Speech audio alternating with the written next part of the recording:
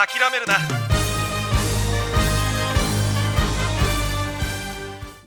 Ouh les gens, vous allez bien? C'est les Goshi et les Goshi. On se retrouve aujourd'hui pour une découverte manga d'un manga qui vient de sortir en ce mois de septembre parce que c'est un manga et du coup c'est le tome 1 et du coup je vais vous présenter tout ça dans maintenant. Maintenant ça vous va? Et du coup je vais passer les Goshi et je vous présente donc Teenage Renaissance. Alors Teenage Renaissance, qu'est-ce que c'est? C'est un manga édité en France par Akata, donc c'est un Akata What the fuck, ici, voilà. C'est un manga édité au Japon dans le Weekly Shonen Jump, du coup c'est un shoujo et c'est fini en 4 tomes au Japon, voilà, donc c'est un shonen, voilà. Du coup un tome en cours en France, le tome est à 8,05€ si je ne dis pas de bêtises, je pense que c'est ça, et du coup de quoi ça parle? Teenage Renaissance. Alors il s'agit de David, qui est juste là, voilà, qui est un lycéen à la Louvre Academy, qui est une académie classique, normalement, c'est pas le cas, hein, vous en doutez. Et du coup, il veut absolument pécho Vénus, qui est juste ici, voilà. Je peux dire ça autrement, c'est son but dans la vie. Et du coup, ça va passer par des situations loufoques, le manga est complètement débile, hein, c'est vraiment débile. Le scénario c'est juste ça, hein, c'est lui qui veut pécho elle. Voilà, je peux pas faire mieux. Et même pire, son but est de voir sa culotte au début du tome, hein, donc voilà.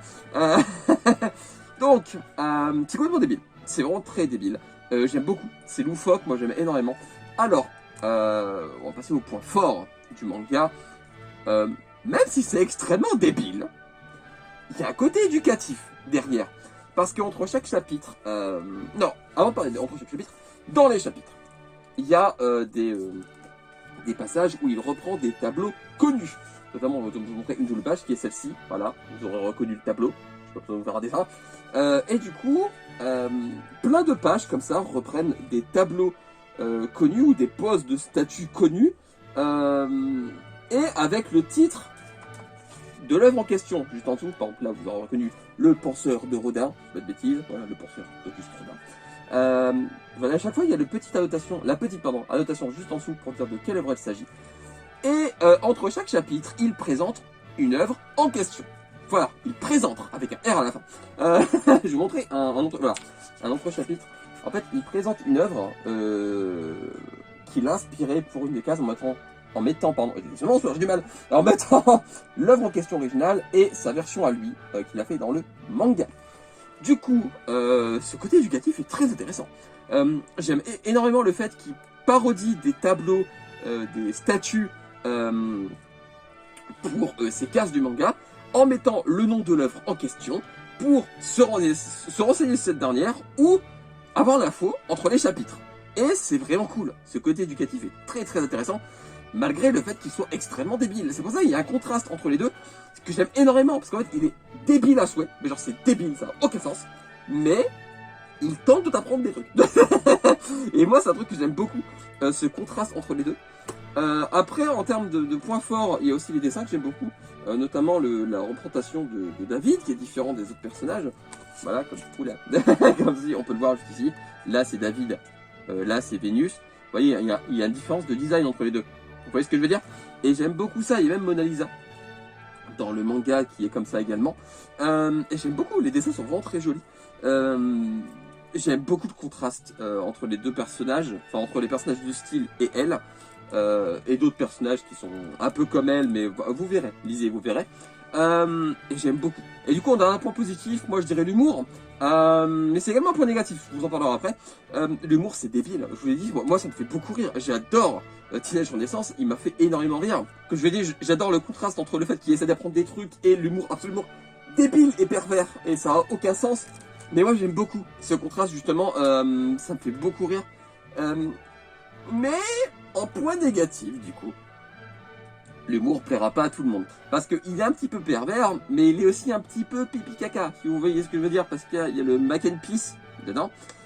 Et en fait, il passe son temps à pisser sur tout le monde. Je peux pas dire ça autrement. Et moi, je sais que ça plaira pas à tout le monde. Vraiment, ça plaira pas à tout le monde. parce que c'est très très spécial, c'est très très particulier, c'est pas un what the fuck pour rien. Et aussi en point négatif, je dirais que bah c'est un truc éducatif en même temps, même si c'est complètement débile. 4 tomes c'est court, en vrai pour le coup j'aurais aimé en avoir plus, vraiment. Parce que j'aime beaucoup le contraste débile, loufoque, aucun sens, avec le côté éducatif. Et c'est tellement intéressant que j'aurais aimé en voir plus. 4 tomes, ça me paraît pas beaucoup. Après, ça aurait peut-être tourné en rond, je peux comprendre. Mais ouais, j'aurais aimé en avoir plus. Ou alors pire que l'auteur fait un autre manga de ce style, mais je sais pas, se concentrer sur les poètes, je sais pas, quelque chose comme ça, parce que je trouve qu'il le fait très bien. Et en fait, il pourrait en faire d'autres, dans le même style. Voilà. Et du coup, Teenage Renaissance, pour finir, c'est un gros coup de cœur pour moi. J'ai adoré. C'est une lecture qui m'a vraiment beaucoup plu. J'ai adoré vraiment ma lecture. Comme j'ai dit, ça plaira pas à tout le monde, mais moi, le contraste débile, éducatif, je l'adore. Et c'est un manga que je vous conseille énormément. Donc c'est fini en 4 tomes au Japon, un tome en cours en France. Et je vous conseille énormément Teenage Renaissance. Si l'humour loufoque, un peu pervers, pipi caca vous fait peur, parce que ça plaira pas à tout le monde. Clairement, c'est pas un manga qui plaira à tout le monde. Du coup, c'est fini pour cette vidéo découverte de Teenage Renaissance. J'espère qu'elle vous aura plu. J'ai fait un post sur Instagram qui sortira le même jour que cette vidéo. Je sais pas qu'est-ce qui sortira avant. Normalement, je sortirai peut-être la vidéo avant, je pense. Et le post Insta après, si tout va bien. Du coup, n'hésitez pas à me donner votre avis sur Teenage Renaissance si vous l'avez lu, si il vous intéresse, si vous comptez l'acheter, si vous comptez le louer à la bibliothèque, si vous comptez manger les pages, c'est pas très digeste, mais faites ce que vous voulez. Et n'hésitez pas à liker, à partager la vidéo, à manger des pommes, comme d'habitude, parce que c'est bon les pommes. Lisez des mangas, regardez des animés, jouez à des jeux vidéo. Prenez soin de vous. Et on se retrouve bientôt pour une nouvelle vidéo. D'ici là, faites ce que vous voulez. D'ici là, faites ce que vous voulez. On se retrouve bientôt pour une prochaine vidéo. Je vous fais des graou les gens. À la prochaine. Bye bye. Tchou. Et tchou tchou. Lui aussi c'est une œuvre d'art. Regardez. Il fait la pause.